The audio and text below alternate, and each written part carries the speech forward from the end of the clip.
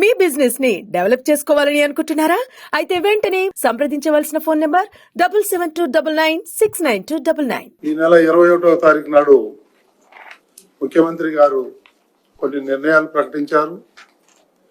వాటన్నిటికి కూడా ఈరోజు టిటిడి ఆమోదం తెలిపింది.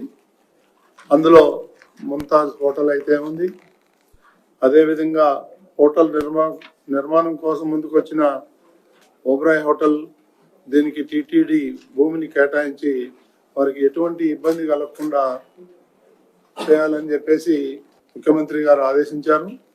అదేవిధంగా అక్కడ ఉన్నటువంటి 35.25 ఎకరాలు టిటిడి తీసుకుంటుంది.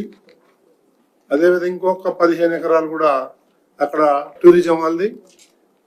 ఆ టూరిజం భూమిని కూడా మనం మొత్తం తీసేసుకొని మొత్తం 50 ఎకరాలు అవుతుంది. ఆ 50 ఎకరాలకు బదులుగా టిటిడి స్థలం వాళ్ళకు ఇచ్చి మనం ఈ స్థలాన్ని తీసుకోవాలని. ఎందుకంటే ముఖ్యమంత్రి గారు క్లియర్ గా చెప్పారు, జూ పార్క్ నుంచి కపిలేశ్వర తీర్థం వరకు కొండకు ఆనుకున్న ఏదైతే స్థలం ఉందో దాంట్లో ఎటువంటి నిర్మాణాలు జరగకూడదని సీఎం గారు క్లియర్ గా ఇన్స్ట్రక్షన్ ఇచ్చారు. దానికి అనుగుణంగానే 50 ఎకరాలు మనం తీసుకొని టిటిడి ఏదైనా కావాలంటే నిర్మాణం చేసుకోవచ్చు, కానీ అక్కడ మాత్రం ప్రైవేట్ వ్యక్తులకి ఎవరికి ఇవ్వకూడదని చెప్పేసి తీర్మానం చేయడం జరిగింది. అట్లాగే ముందు టిటిడికి ఆనుకుని ఉన్నటువంటి భూములను కూడా ఎలాంటి నిర్మాణాలు జరగకూడదని చెప్పేసి తీసుకున్నాము.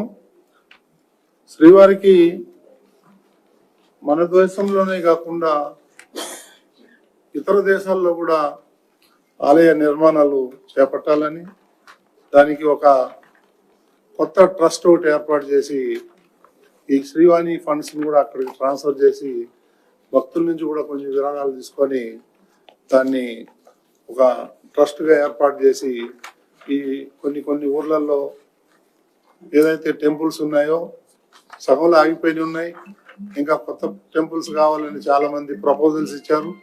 వాటన్నిటికి కూడా ఈ ట్రస్ట్ ద్వారా ఆలయాలు నిర్మించడం జరుగుతుంది. ప్రజలు సొంత ఆస్తి కంటే తిరుమలని కాపాడాలని, ఆస్తులను కాపాడాలని, వెంకటేశ్వర స్వామికి చాలా ఆస్తులు ఉన్నాయి, అవన్నీ అన్యాకృతం కాకుండా దానికి ఒక కమిటీ లాగా ఏర్పాటు చేసి వాళ్ళని పర్యటించి అది స్వామివారికి చెందేటట్టుగా చర్యలు తీసుకోవాలని చెప్పి కూడా నిర్ణయం జరిగింది. అవన్నీ కూడా సద్వినియోగం తీసుకొని రావాలని చెప్పి ముఖ్యమంత్రి గారు ఆదేశించారు.